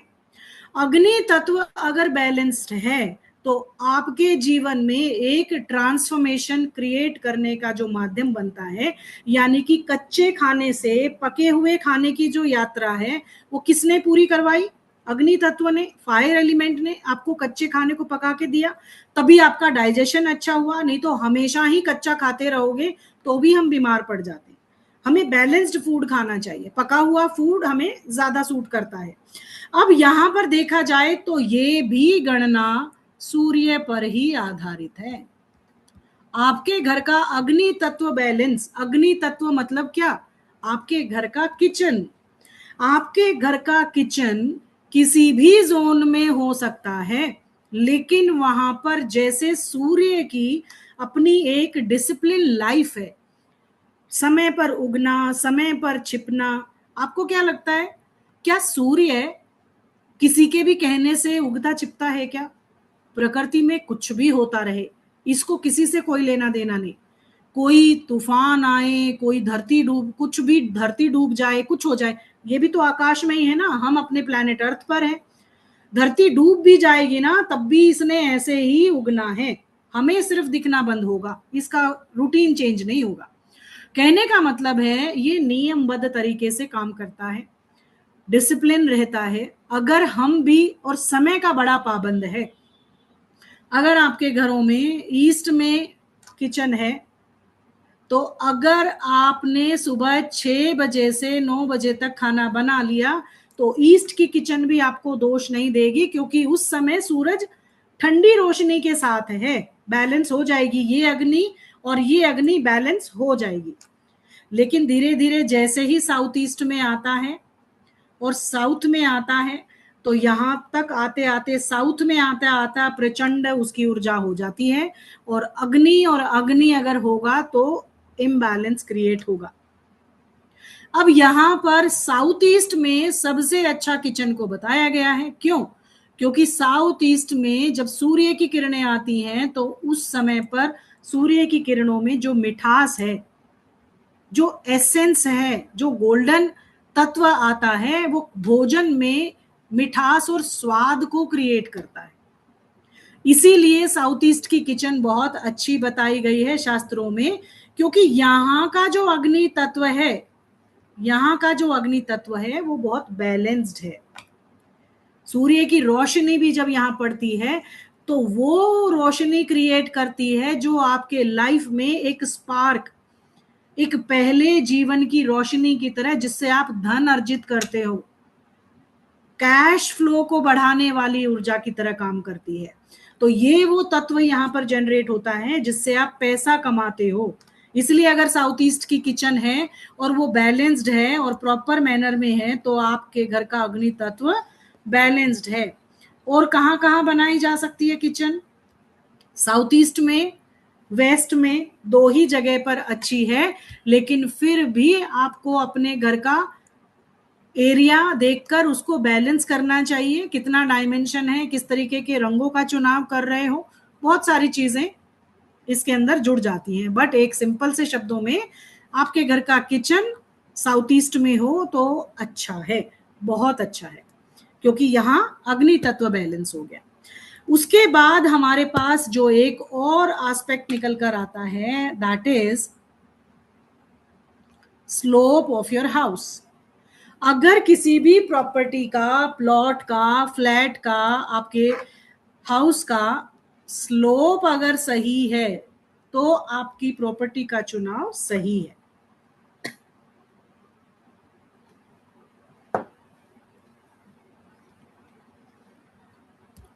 North eastern part, west, south west, south,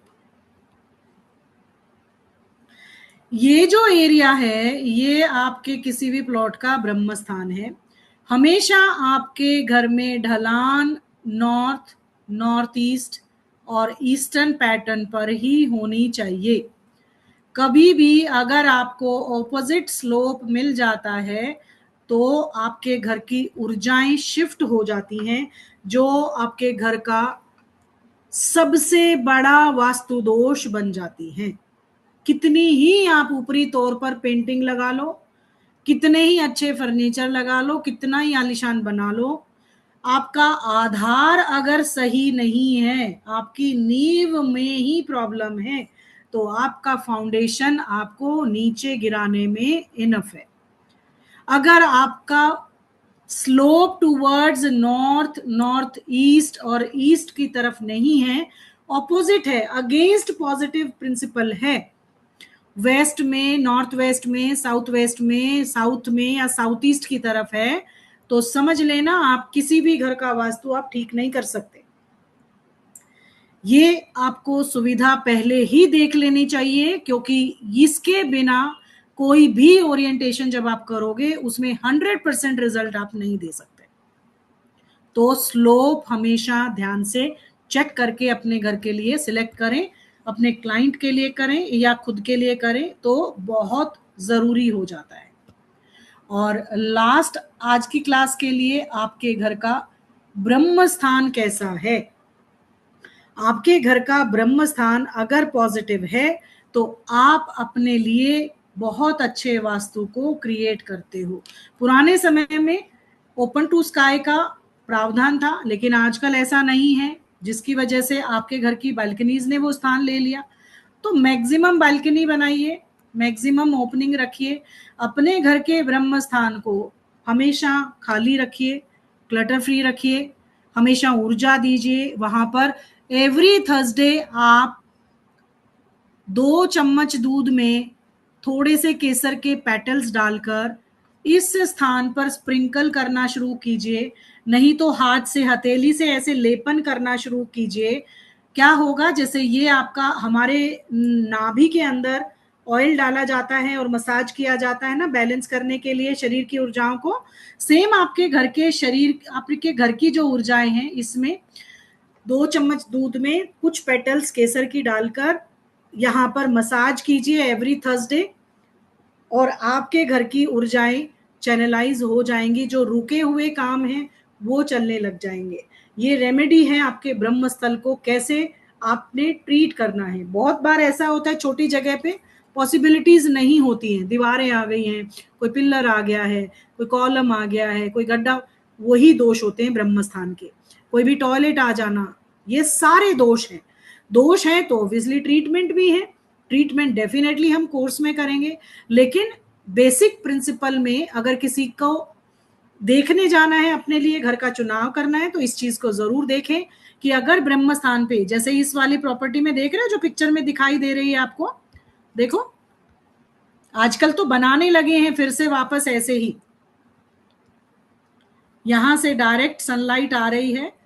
कुछ हिस्सा अपने घर में ऐसा जरूर छोड़ना चाहिए जो डायरेक्ट स्काई के साथ आपके कनेक्शन को जोड़े, क्योंकि वायु, बारिश का पानी और सूर्य की रोशनी और हवा, ये चारों अगर आते हैं और स्पेस यानी कि आकाश आपको यहाँ बैठ के दिख जाता है, तो समझ लीजिए आपके घर में पंच तत्व इम्बैलेंस कभी नहीं हो सकते, क्योंकि उसका रास्ता आपने दिया है, यहीं से एंटर करेगा आपके घर के अंदर, राइट।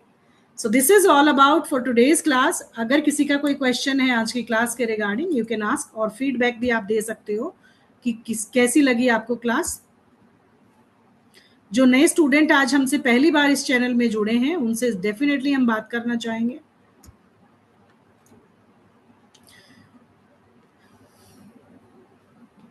सभी मेरे ही स्टूडेंट बैठे हैं कोई है नया स्टूडेंट जो आज पहली बार हमारी क्लास में आए हों? चांदनी कोहली जी, आपको शायद पहली बार देख रही हूँ। एकता एल,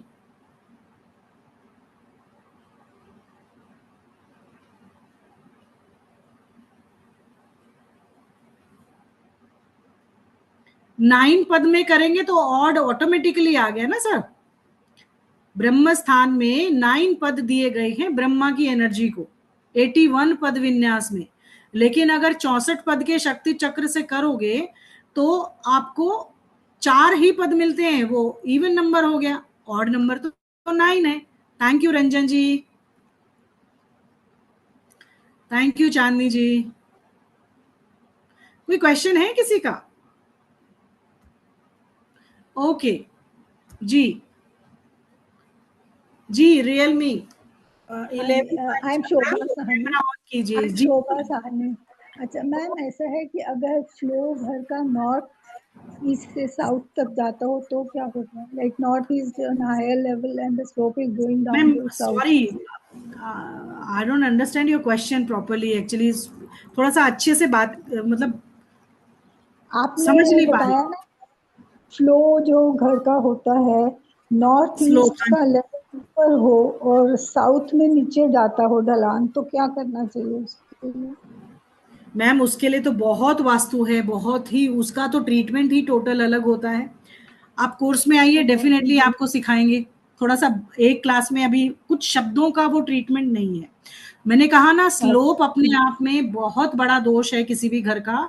उसको रेक्टिफाई करने के लिए प्रॉपर एक प्रोसेस है, प्रॉपर ट्रीटमेंट है। एक नहीं है, कई सारे ट्रीटमेंट करने पड़ते हैं, तब जाके वो स्लोप बैलेंस होता है। बिकॉज आप ये जो बोल रहे हो, आज मैंने आपका लेक्चर सुना, I am very impressed with it. I was thinking vastu is a very boring topic, पर ये तो इतना इंटरेस्टिंग लग रहा है जैसे आपने बताया। And I can point out all the faults in my house, that's why I am going downhill ever since I have taken this house. Health wise, money wise, relationship wise, everything is correct becoming, correct correct. going down to zero. I mean, I hmm. don't like to talk negatively, but that is it, you know. This is I can impacting me very understand ma'am, badly. I can understand your feelings actually. जो आप बता रहे हो south का जो slope है, वो definitely ऐसी बातें आपसे करवाएगा ही करवाएगा, और आप फील कर रहे होगे। डाउनफॉल तो आएगा ही आएगा।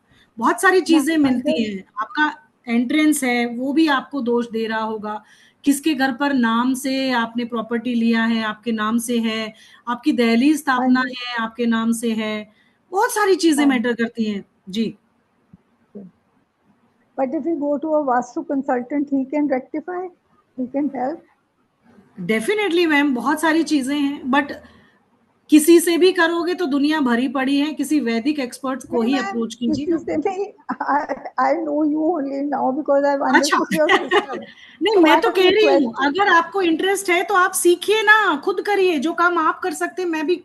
मुझे आप पैसा क्यों दें, बताइए, क्यों देंगे आप मुझे पैसा? नहीं नहीं क्यों मैम, मुझे लैक्स में पे आप करेंगे फीस? क्यों करेंगे, जब मेरा कुछ छोटे से अमाउंट में आप सीख के खुद अपने घर को रेक्टिफाई करो और अपना एज ए प्रोफेशन चूज करो। आप मेरी क्लास में देख रहे हैं, सारे स्टूडेंट मेरे पेड स्टूडेंट हैं। एक एक बच्चा मेरा, ये अच्छा जितना स्क्रीन पे दिख रहा है, सब पेड स्टूडेंट है। आप मैम, इनकी मैं तो आज फीडबैक ही दे सुन के सकते बहुत इम्प्रेस हो गई हूँ। हैं। आई एम जी सो जी जी। Impressed with what I have learn today. I feel I really missed a lot in life because of this. Thank you तो सो मच मैम। अभी आप हम तो क्लासेस ये चाहेंगे हो? कि आपकी एक एक प्रॉब्लम को हम दूर करें। आप उसको ज्वाइन Oh, करो, nothing ज्यादा but this. बड़ा अमाउंट नहीं है मुझे देने की बजाय, Hmm, क्योंकि ऑब्वियसली मेंटोर की फीस ज्यादा ही होती है। I तो know. मेरे पास थोड़ा सा, मैं फिजिकल विजिट नहीं करती हूँ टीचिंग प्रोफेशन Yeah. की वजह से। लेकिन अगर मैं ऑनलाइन भी कंसल्टेंसी करती हूँ तो भी मेरा फीस ज्यादा ही है, राइट। अगर आप मुझसे, हाँ इतना मैं कर सकती हूँ कि मैंने अब शुरू कर दिया है कि ऑनलाइन में हवन और वास्तु रजिस्ट्री किसी भी घर का कर देती हूँ, क्योंकि जरूरतें बहुत हैं, लोगों परेशान बहुत हैं लोग। अच्छा। वो एक मिनिमल सा अमाउंट मेरा होता है, वो मैं डेफिनेटली लेती हूँ, क्योंकि वो एनर्जी फिर एक तरीके से मुझसे बनती है, तो वो नहीं हो पाएगा। हम यहाँ पर Any? एनर्जी पर बात करते हैं, एनर्जीज को निकालते हैं। Yes. सिर्फ वास्तु का मतलब चार दीवारें नहीं होता, आपके घर में किस तरीके की एनर्जी में आप रह रहे हो सकता है वास्तु दोष इतना ना हो, कोई और नेगेटिव एनर्जी ज्यादा हो। हाँ, हो सकता है, I don't know. वास्तु हवन है, आपको अभी रिसेंटली कोई प्रॉब्लम है क्या? मैम, मैं तो जब से यहाँ आई हूँ, I am losing my relationships, my money, my health. अभी 5-6 साल से तो मेरे को हेल्थ की बहुत प्रॉब्लम हो रही है। आईज मेरी नजर नहीं आता बराबर। इट्स अ वेरी आपके down hill north east situation. में कोई प्रॉब्लम है क्या? नॉर्थ ईस्ट कैसा है आपका? यस, मेरा नॉर्थ ईस्ट कटा हुआ है। Exactly exactly. तो ये चीजें उसको बढ़ाने के लिए अभी एक छोटी सी एक रेमेडी दे रही हूँ आपको। वैसे तो जी बहुत मैम। कुछ करना मैंने अभी आज की क्लास में बताया कि मुश्किल होगा उसको प्रॉपर ट्रीट करना। आप सिर्फ वहां पर अपने लिए एक पानी का कलश भर के रखिए, एक कहाँ पात्र पे? में बताओ। पानी भर के रखिए। हाँ उसके अंदर जी। कुछ क्रिस्टल्स डालिए, क्रिस्टलाइज क्वार्ट्ज डाल दीजिए। और अच्छा। उस दीवार पर, जो दीवार कटी हुई है आपकी, हाँ वहां जी। पर एक मिरर लगा दीजिए लाके। अच्छा। सिंपल एक मिरर लगा दीजिए। बाकी उसका भी एक सिस्टम है कि पट्टी से हम लगवाते हैं, बट हाँ जी। प्राइमरी लेवल पर थोड़ा सा तो एक्सटेंशन हो आपका, जो 2 पद हैं, जैसे आपका एक ट्राइंगल में कटा हुआ है कि कैसे कटा हुआ है? मैम पूरा लंबा कटा हुआ है, like the entrance room wall is totally cut. उधर जो कट वाला साइड है वहां पर चौक है। आप ट्राई कीजिए, ये 2 रेमेडी करिए और कोशिश करिए, अगर आप इंटरेस्टेड हैं तो डेफिनेटली आप वास्तु ज्वाइन कीजिए। अपने घर का तो करेंगे ही करेंगे, आप एज ए प्रोफेशन भी ऑप्ट करेंगे, और आई गारंटी यू कि मैं आपका हैंड होल्डिंग रखूंगी। मुझे पता है आप परेशानी में हैं, परेशानी में, बहुत परेशानी में हैं, बट मैं आपको वहां से निकालने की जरूर कोशिश करूंगी। बाकी मेरे स्टूडेंट्स के फीडबैक से आपको अंदाजा आ जाएगा, मैं एवं ही बात नहीं करती हूँ। मैम मेरे को किसी के वो पूछने की जरूरत नहीं है। When I have seen the way you are explaining and if I can understand it in spite of all my stress, and I think you are remarkable. That is only thing. You can do ma'am. आपको थोड़ा सा will power की जरूरत है, थोड़ा reinforcement की जरूरत है। डेफिनेटली आप अपनी लाइफ में अच्छा करेंगे। डोंट अफर्मेट योरसेल्फ कि मेरे घर में ये है, ये I positive. want to do something before I die, you know, help people or do something. Correct, Right? Correct, sure, sure. Sure. हो सकता है आज यूनिवर्स ने आपको मुझसे इसीलिए जोड़ा हो। एक्चुअली मैं बहुत माध्यम बनती हूँ, माता रानी की थोड़ी कृपा है मुझ पर कि जिसको कोई मैसेज भेजना हो ना किसी के लिए, वो मुझे जरिया बना देती है। मैं कल माता रानी को यही बोल रही थी कि मेरे से नाराज क्यों, शायद उन्होंने आज आपसे बात करा दी। देखो और मैं तो उन्हीं की ही आशीर्वाद से आज यहाँ पर हूँ, जैसे भी हूँ। बिल्कुल आप सबके लिए उसने मुझे माध्यम बनाया है, तो मैं अपने आप को रोज शुक्राना करती हूँ कि मुझे इस कार्य में जोड़ा, ताकि मैं तेरे काम में हेल्प कर रही हूँ। उसी का ही काम है ना ये सब, आप लोगों के घर में खुशियां देना उसी का काम है, मैं कुछ नहीं हूँ। तो मैं माध्यम बनी, मेरे लिए बहुत बड़ी बात है। वो बहुत बड़ी बात है, माध्यम बन जा। Correct, but I am seriously, आज मेरे को मन में थोड़ी तसल्ली हो गई है कि yes there is some option for me in life. Definitely ma'am, definitely, definitely. आप चाहे कोर्स करो या ना करो, फिर भी आप मुझसे बात कर सकते हो। मैं कोई टेंशन वाली बात नहीं। Okay, try to see if I can do the course. I would like to do that because it's interesting. Thank you so much. Very fond of learning things and take care, take care. आप बस अपने आप को स्वस्थ करिए, अपने environment में थोड़ा सा चेंज लाइए, और अगर आपको कुछ भी ऐसा लग रहा है और आप मुझसे कंसल्ट करना चाहते हैं, देन मेरे को नॉलेज अच्छा लगता है जितना। जी जी जी, डेफिनेटली मैम, डेफिनेटली। क्या एज है मैम आपका?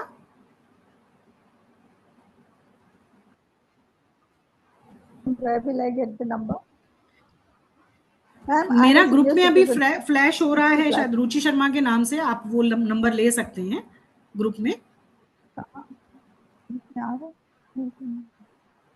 मैम नहीं नजर आ रहा मुझे। रुचि और रुचि शर्मा के नेम से मैं लिख दे रही हूँ चैट में लिख देती हूँ मैं। चलो, okay, I will write it down.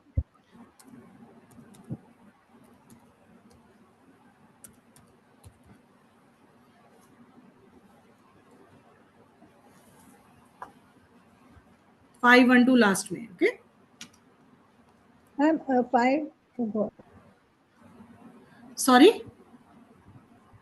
Number ही चला गया। नंबर मिला आपको? मैम वो नजर आ रहा था, एकदम चला गया। ये लास्ट में 512 वाला मेरा ये। हाँ 7, yes I got it. Okay, ठीक है ma'am. Okay, take care.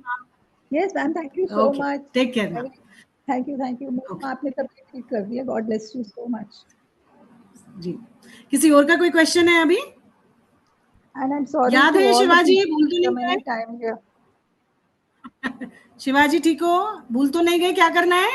Okay मुझे मैसेज कर दीजिएगा। ओके जी, चलिए। आई होप आज की क्लास आपको थोड़ी सी, क्योंकि बोरिंग नहीं करना, थोड़ा थोड़ा पढ़ना है लेकिन अच्छा पढ़ना है, राइट?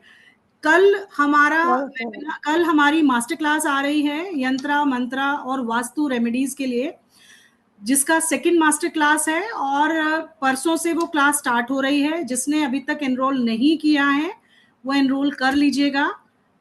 ओके। और ये वाला जो अभी किया है वास्तु का, इसका अलग से होगा कोर्स?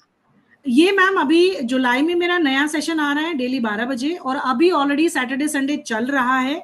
अगर आपको लगता है कि डेली नहीं कर सकते तो एवरी सैटरडे संडे में एनरोल कर सकते हैं, बट उसकी 10 क्लासेस ऑलरेडी हो चुकी है। वो रिकॉर्डिंग आपको मिल सकती है, वो पीडीएफ आपको मिल सकती है ना। I'll do it later on in July. I don't mind that. जुलाई में मेरा रेगुलर आएगा कोर्स, डेफिनेटली आप लोग 12 बजे उसमें जरूर जुड़िएगा। वो रेगुलर एवरी डे होगा, ये एवरी सैटरडे संडे है, मेरा ऐसे फ्रीक्वेंटली चलता रहता है। और कल हमारी मास्टर क्लास है जिसमें हम यंत्रा मंत्रा और वास्तु रेमेडी लेकर आ रहे हैं। सुबह 12 बजे हमारा मास्टर क्लास है। जो भी आप इंटरेस्टेड हैं डेफिनेटली क्लास में आइएगा, जिन्होंने अभी एनरोल नहीं किया है, क्योंकि वास्तु में यही एक रेमेडियल टूल्स होते हैं हमारे पास। ओके भागीरथी जी, ओके। तो ये सारी चीजें आपको बहुत चीजें कनेक्ट करेंगी, यानी कि जब आपके पास कोई भी क्लाइंट आता है तो उसको सॉल्यूशन कैसे देंगे, ये सॉल्यूशन देने की टेक्निक्स होती हैं। किसी भी वास्तुविद के पास ये सारी चीजें होनी चाहिए कि आपके पास कोई व्यक्ति आता है तो वास्तु में आप कैसे कैसे उसको हील करने वाले हो। उसमें आप मंत्रों का, यंत्रों का, पिरामिड्स का, क्रिस्टल्स का, इन सब का इस्तेमाल करते हो। तो इसी वजह से, और इस बार मैं लेटेस्ट लेकर आई हूं कि 45 देव शक्तियों की अगर घर में कोई प्रॉब्लम है तो उनके वास्तु यंत्र कहीं पर भी आज तक नहीं कराए गए हैं, और वो भी इस बार पहली बार लॉन्च हो रहे हैं। और श्री यंत्र को कहाँ रखना चाहिए, कैसे रखना चाहिए, वो सब भी डिटेलिंग इसमें दी जाएगी। तो डेफिनेटली कल जरूर जुड़िएगा आप मुझसे, 12 बजे मिलेंगे। तब तक के लिए स्वस्थ रहिए, अपना ध्यान रखिए। कल तो रेगुलर क्लास है ना आपकी? कल हमारी मास्टर क्लास है 12 बजे, फिर परसों से यानी कि 29 से हमारा कोर्स 3 जून तक चलेगा। 6 डेज का कोर्स है, ओनली शॉर्ट कोर्स है। Can I do that in the morning tomorrow 12 बजे? नहीं? या डेफिनेटली इसी लिंक पर, इन्हीं ग्रुप में आप जुड़े रहिए, आप डेफिनेटली उसमें आएंगे। फ्री है कल मास्टर क्लास, सबके लिए फ्री है, कोई टेंशन वाली बात नहीं है। कल सीखिएगा, ऑलरेडी एक क्लास हमारी हो चुकी है, आप हमारे ग्रुप को ज्वाइन करके रखिए। अगर आपको लगता है कि ये चैनल आपको ऑनेस्टी के साथ कुछ सिखा रहा है तो अपने फैमिली, अपने फ्रेंड्स को ये लिंक जरूर शेयर कीजिए, जुड़िए हमारे साथ। क्योंकि every Wednesday, Friday, Saturday, Sunday हमारी फ्री क्लासेस होती हैं, बाकी फैकल्टी की भी। और एवरी वेडनेसडे मैं फ्री लेकर आती हूँ वास्तु से रिलेटेड, और बहुत सारे ऐसी चीजें हैं। ओकलशाला चैनल पर हमारी सारी वीडियो अपलोडेड है। अगर आपको रिकॉर्डिंग देखनी है आज की क्लास की, पिछले वेबिनार की, पिछली मास्टर क्लास की, तो ओकलशाला पर जाइए, उसको सब्सक्राइब कर लीजिए ताकि आगे आने वाली क्लासेस और प्रीवियस क्लासेस आपको फ्री में मिलती रहें, लिंक मिलते रहें, और आपको इस विद्या के साथ जुड़कर आपके घर में कुछ ना कुछ अच्छा ईश्वर की कृपा से होता रहे। यही इस चैनल की एक खासियत है कि हम बहुत ही मन से और पॉकेट फ्रेंडली कोर्स डिजाइन करते हैं। मेरे इसी कोर्स की अगर बाहर मार्केट में वैल्यू 1 से 70,000 से 1 लाख रुपए की कीमत है जो वास्तु में पढ़ाती हूँ। नहीं तो मेरे ऑलरेडी अभी जितने स्टूडेंट हैं उनसे आप फीडबैक ले सकते हो, और जो कोर्स कंप्लीट होने से पहले ही उनके हाथ में प्रोजेक्ट्स आ जाते हैं और मुझसे ज्यादा अर्निंग उनकी शुरू हो जाती है। तो मेरे लिए तो, मैं तो प्राउड फील करती हूँ कि मेरे सारे स्टूडेंट इतना अच्छा अपनी अपनी फील्ड में कर रहे हैं। चाहे किसी भी तरीके का प्रोजेक्ट हो, कमर्शियल हो, घर हो, कोई शॉप हो, किसी भी तरीके का प्रोजेक्ट हो, अब हर एक स्टूडेंट कॉन्फिडेंटली कर पाता है। तो यही हमारी मास्टरी है, और हर कोई इस विद्या को सीख सकता है, कोई रॉकेट साइंस नहीं है। चाहे घर आप गृहिणी हैं, चाहे आप घर में बैठे हैं, चाहे आप टीनेज बच्चे हैं, वो भी इजीली वास्तु सीख सकते हैं, ताकि आने वाले टाइम में अपने लिए एक एज ए कहते हैं ना कंसल्टेंसी का एक फील्ड क्रिएट कर सके। और अच्छी खासी अर्निंग है, आप सबको पता है, हर कोई वास्तु वाला घर में ही जाना चाहता है आजकल। तो आपका फ्यूचर बहुत ब्राइट है, लगे रहिए। जो आज जुड़ जाते हैं कल आपका ब्राइट 100% है, ये मान के चलिएगा। ठीक है, सो टेक केयर एवरीवन, कल मिलते हैं 12 बजे। इसी ग्रुप में आपको लिंक मिल जाएगा जुड़ने के लिए। Okay, bye bye. Bye ma'am, thank